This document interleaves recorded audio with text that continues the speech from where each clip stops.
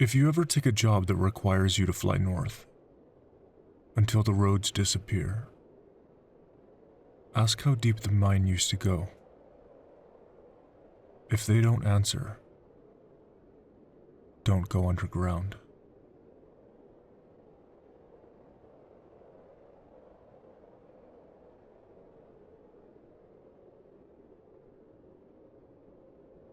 I took the job because no one else wanted it. That's how the recruiter framed it. 2 weeks on, 1 week off. Strong pay. No cell service. Quiet work. He said quiet like it was a benefit, not a warning. They flew us in on a turboprop that rattled the whole way down. From the air, the land looked unfinished, just white, stretched in every direction. Frozen lakes and black tree lines pressed flat under snow. The camp sat alone on the tundra. A few buildings, a radio tower, floodlights that never turned off. The mine entrance cut into the rock face below camp, dark and narrow, like something that had been forced open and never allowed to close again. The cold didn't sting up there. It pressed, like weight. Training took less than a day. They showed us where to walk, which tunnels were active, which ones were closed, what to log, what not to log. They also told us which radio channels not to use. Interference, the supervisor said. Just stay off channel 3. Someone laughed. No one asked why. One of the older guys, Mark, caught my eye as we geared up. He'd been there longer than anyone else. Gray beard, quiet voice. If you hear work where there shouldn't be any, don't follow it. Then he walked away like that was all the explanation he was allowed to give. The first shift underground felt wrong immediately. The mine was older than the camp, older than the equipment bolted into the walls. Some tunnels were reinforced with fresh steel and warning signs. Others weren't. The ones without supports didn't look collapsed. They looked worn, like something had passed through them again and again. Sound behaved strangely underground. Every footstep came back slightly late. Every voice sounded like it belonged to someone else first. About 3 hours in, I heard a pickaxe strike stone behind me. Metal on rock. Clean. Deliberate. I turned. No one there. My radio stayed quiet. I told myself it was another crew working on a parallel tunnel. Sound carries weird underground. Everyone knows that. I didn't tell anyone. By the end of the week, everyone had heard it. Digging where no digging was scheduled. Scraping. Breathing through effort. Always deeper. Always below. One guy finally asked about it in the mess hall. Conversation died instantly. Fork stopped midair. Someone cleared their throat and stood up to leave. The supervisor waited a few seconds, then said, "You don't go down there." No one asked where there was. At that point, nothing bad had happened yet. That was almost worse.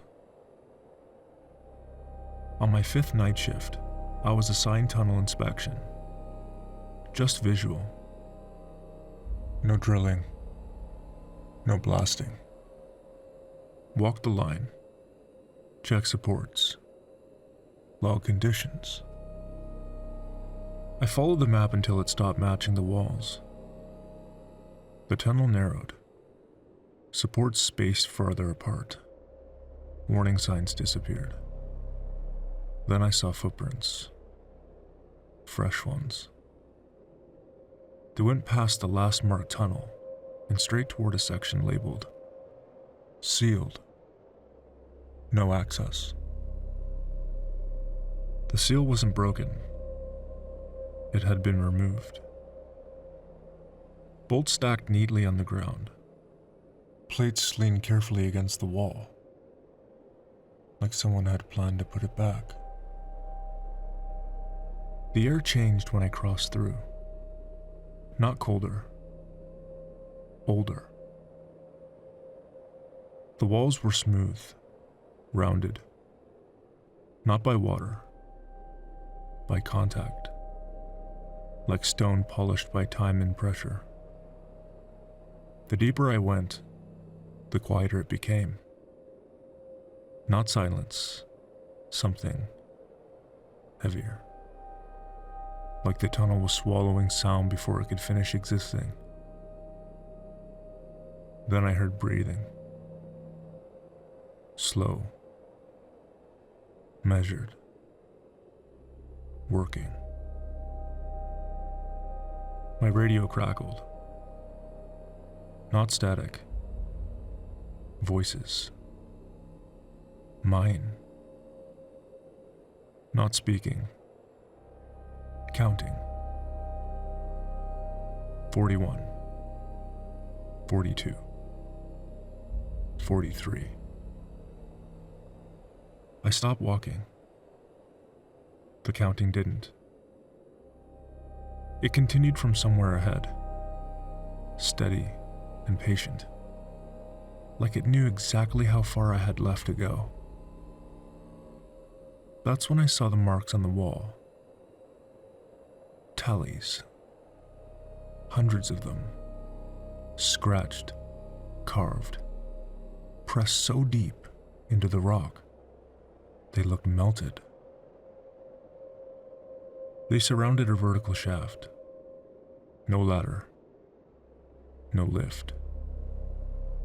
Just a black drop that went farther down than my headlamp could reach. The breathing came from below it. I ran. I didn't radio it in. I didn't log anything. I ran until reinforced tunnels returned. Until warning signs reappeared. Until sound behaved the way it was supposed to. When I finally told the supervisor, he didn't look surprised. He just asked how deep I'd gone. When I said I didn't know, he nodded once. That's why, he said. They're flying me home tomorrow. Tonight, I'm packing in my room above the mine when I hear it. A sound I recognize now. Metal on stone. Coming from beneath the camp.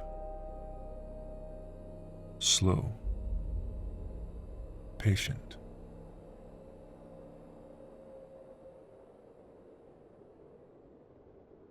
Digging upward.